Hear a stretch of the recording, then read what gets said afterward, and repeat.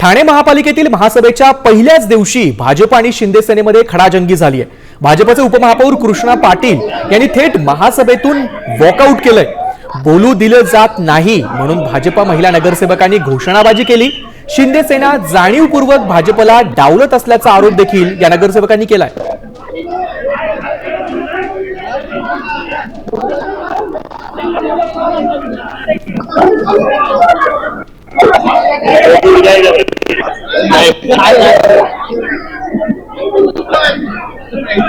सभाशास्त्रानुसार सभा चालवली गेली नाहीये।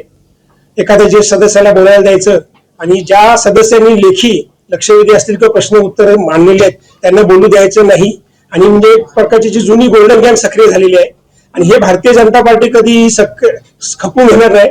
पारदर्शकता हा आमचा अजेंडा आहे। ज्या पद्धतीने तिने गोंधळ घालून नंतर विषय पास करायचा घेतलाय मंजूर करायला त्याचा आमचा पूर्ण भारतीय जनता पार्टीचा विरोध आहे।